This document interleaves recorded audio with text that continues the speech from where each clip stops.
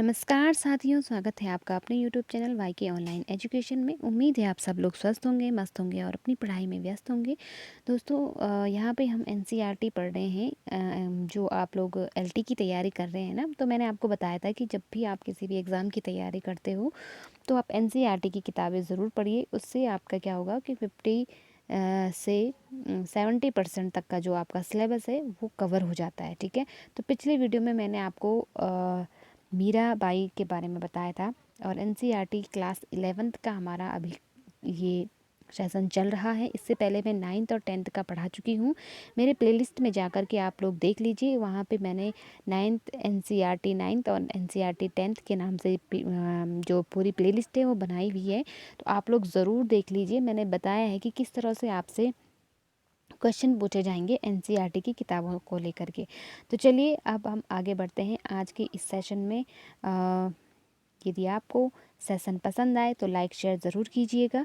बढ़ते हैं आगे। देखिए, आज का हमारा चैप्टर है भवानी प्रसाद मिश्र जी के बारे में, और बहुत इम्पोर्टेंट यहाँ से आपके क्वेश्चन कैसे बनेंगे मैं आपसे आगे बताऊंगी आपको। आप लोग अपनी कॉपी पेन लेकर के नोट डाउन भी करते रहिए।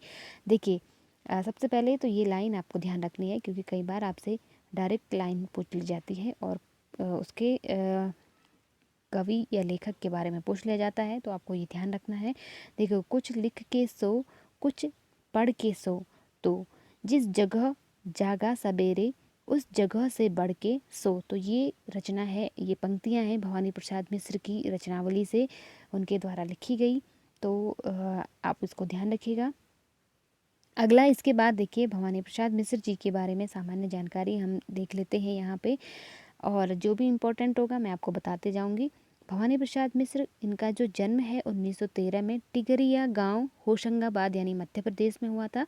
और प्रमुख रचनाएं अगर हम इनकी बात करें तो सतपुड़ा के जंगल, सन्नाटा, ये रचनाएं तो आप एकदम कंठस्थ कर दीजिए, क्योंकि कोई सी भी रचना आपसे पूछ ली जा सकती है। ठीक है, तो देखिए, सतपुड़ा के जंगल, सन्नाटा, गीत फरोज, चकित है दुख, बुनी हुई रस्सी, खुशबू के शिलालेख, अनाम तुम आते हो, इदम न मम आदि, ये क्या है, इनकी रचनाएं हैं। ठीक है, और इनको आप ध्यान रखिएगा। इसके बाद देखिए, प्रमुख सम्मान जो इनको मिले थे, साहित्य अकादमी इन्हें सम्मान मिल चुका है, मध्य प्रदेश शासन का शिखर सम्मान इनको मिल चुका है, दिल्ली प्रशासन का गालिब पुरस्कार एवं पद्मश्री से ये अलंकृत है। तो देखिए, इनको ये सारे पुरस्कार मिले हुए हैं और 1985 में इनका निधन हो गया था। ठीक है, आगे बढ़ते हैं।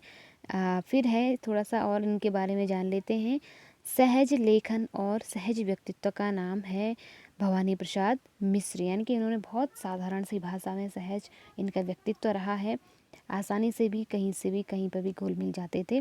कविता और साहित्य के साथ साथ राष्ट्रीय आंदोलनों में जिन कवियों की सक्रिय भागीदारी थी उनमें प्रमुख है। मतलब इन्होंने जो राष्ट्रीय आंदोलन थे उनमें भाग लिया था सक्रिय रूप से।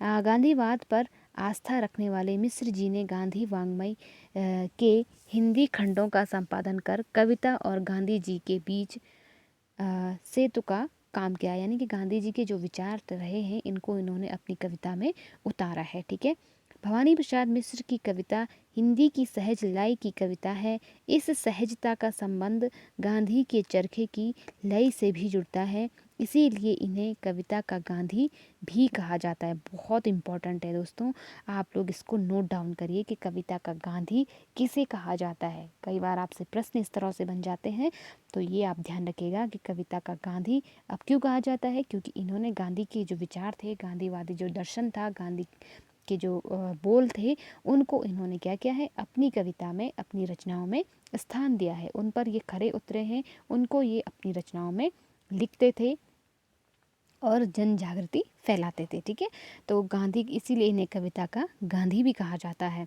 मिश्र जी की कविताओं में बोल चाल के गद्यात्मक से लगते वाक्य विन्यास को ही कविता में बदल देने की अद्भुत क्षमता है। इसी कारण उनकी कविता सहज और लोक के अधिक करीब है। ठीक है, तो ये आपको ध्यान रखना है। भवानी प्रसाद मिश्र जिस किसी विषय को उठाते हैं उसे घरेलू बना लेते हैं। आंगन का पौधा, शाम और दूर खिलती पहाड़ की नीली चोटी भी जैसे परिवार का एक अंग हो। वृद्धा अवस्था और मृत्यु के प्रति भी एक आत्मीय स्वर मिलता है। उन्होंने प्रौढ़ प्रेम की कविताएं भी लिखी हैं, जिनमें उद्दाम श्रृंगारिकता की बजाय सहजीवन के सुख दुख और प्रेम की व्यंजना है। अब यहाँ पर आपको एक वर्ड ध्यान देना होगा। श्रृंगारिकता कई बार आपसे वर्तनी शुद्धि में पूछा जाता है और आप लोग क्या कर देते हैं, गलत कर देते हैं। देखो यहाँ पे जो श्रृंगार है ना, वो इस तरह से लिखा जाता है, ठीक है। और श्रृंगारिकता आपको ध्यान रखना है। नई कविता के दौर के कवियों में मिश्र जी के यहाँ व्यंग्य और क्षोभ भरपूर है, किंतु वह प्रतिक्रियापरक न होकर सृजनात्मक है। एक और वर्ड आपको ध्यान रखना है, सृजन पूछा जाता है, ठीक है। सृजनात्मक, तो ये भी ध्यान रखना है। गांधीवाद पर आस्था रखने के कारण उन्होंने अहिंसा और सहनशीलता को रचनात्मक अभिव्यक्ति दी है, ठीक है। तो ये आपको ध्यान रखना है। फिर अगला यहाँ पर एक कविता जो हम आगे देखेंगे, कौन सी कविता इन्होंने लिखी है यहाँ पे, क्योंकि आपके सिलेबस में रखी गई है ना, तो पूछ लिया जा सकता है कि घर की याद जो कविता है उसके लेखक कौन है, कवि कौन है। तो आपको ध्यान रखना है, भवानी प्रसाद मिश्र की एक कविता है घर की याद। कविता में घर के मर्म का उद्घाटन है। कवि को जेल प्रवास के दौरान घर से विस्थापन की पीड़ा सताती है। यहाँ पे थोड़ा टाइपिंग मिस्टेक है। कवि के स्मृति संसार में उसके परिजन एक एक कर शामिल होते चले जाते हैं। घर की अवधारणा की सार्थक और मार्मिक याद कविता की केंद्रीय संवेदना है। तो इस कविता में जो कवि हैं उन्होंने, मतलब जैसे हमने अभी पहले पढ़ा था ना कि वो कई बार घर के मतलब घर से दूर राष्ट्रीय आंदोलनों में उन्होंने सक्रिय भागीदारी ली थी। तो उसी के कारण ये एक बार क्या कई बार जेल हो जाती है, और उसी जेल के सलाखों के पीछे रह कर के ये इस कविता को लिख रहे हैं, जिसका नाम है घर की याद। और उनके परिवार में कौन कौन व्यक्ति हैं, कैसे उनको याद किया जा रहा होगा, उस सब का इन्होंने मतलब उनके मन के अंदर जो चित्र बन रहे हैं, जो उद्गार हैं, उन सब का वर्णन इन्होंने इस कविता में किया है। ये काफ़ी लंबी कविता है और इसको अभी बताना, अब यहाँ पे पढ़ पाना संभव नहीं है, लेकिन बहुत ही अच्छी कविता है। और आज पानी गिर रहा है, बहुत पानी गिर रहा है, यानी कि बरसात का है। मैं इसका सार आपको बता देती हूँ कि लेखक जो है वो जेल के अंदर है और उसको मतलब बाहर बारिश दिखाई दे रही है, और इस बारिश के मौसम में वो अपने घर को याद कर रहा है कि घर का कैसा माहौल होगा वहाँ पे। 4 भाई हैं और लेखक के 4 बहनें हैं, माँ हैं, पिताजी हैं। सारे लोग उनको किस तरह से याद कर रहे होंगे, क्योंकि भवानी प्रसाद मिश्र अपने सभी भाई बहनों में सबसे छोटे थे और सबसे लाडले थे। तो वो अपने मन में चित्र बना रहे हैं, अपने मन में एक इमेजिनेशन कर रहे हैं कि किस तरह से उनके घर का माहौल होगा, कैसे उनके घर में माहौल इस समय, उनकी बहनें रो रही होंगी, उनके माँ पिताजी रो रहे होंगे, उनके भाई जो है उनको बहुत याद कर रहे होंगे। तो उस सब का इन्होंने यहाँ पे वर्णन किया है, और उनकी क्या दशा है, उनकी क्या मनोदशा है जेल के अंदर, उसको भी इन्होंने यहाँ पे वर्णन किया है।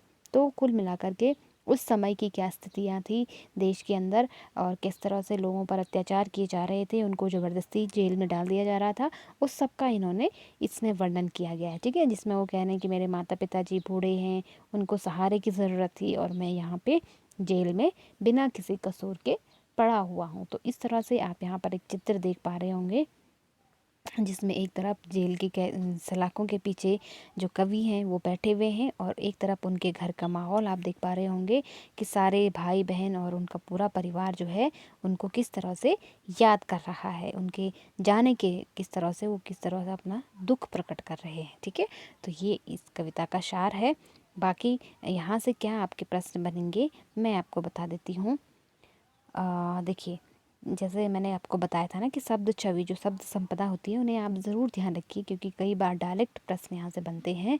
देखो यहाँ पे दिया हुआ है, नज़र में तिर रहा है, आँखों में तैर रहा है। जैसे इस कविता में जिक्र आया है एक जगह पे, नज़र में तिरना है ना। दूसरा देखो, पूर है जो, यानी कि वह घर जो परिपूर्ण है, यानी खुशियों से भरपूरा है। परिताप का मतलब होता है दुख, अत्यधिक दुख। और एक और इम्पोर्टेंट यहाँ पे आपको शब्द देखना है, नवनीत। इसका मतलब होता है मक्खन, क्योंकि कई बार आपसे पर्यायवाची पूछ ले जाते हैं और वहाँ पे हमें कन्फ्यूजन हो जाता है ना। तो नवनीत का मतलब होता है मक्खन, ठीक है। हेटे का मतलब गौण या हीन, और लीक मतलब होता है परंपरा। कहते हैं ना कि अपने लीक से हटकर कोई काम करना, तो यानी कि परंपरा से हटकर काम करना। तो ये इस तरह से ये एक मुहावरा भी है, ठीक। तो दोस्तों ये था आज का वीडियो। इसमें जो भी इम्पोर्टेंट चीज़ें थी वो मैंने आपको बता दी हैं। भवानी प्रसाद मिश्र की रचनाएं आप बिल्कुल बहुत कंठस्थ कर लीजिए, क्योंकि आपसे यहीं से ये रचनाएं ही जो हैं आपसे पूछ ली जाती हैं, ठीक है। तो इससे कुछ और जानकारी होगी तो मैं अगले वीडियो में आपको ज़रूर बताऊंगी।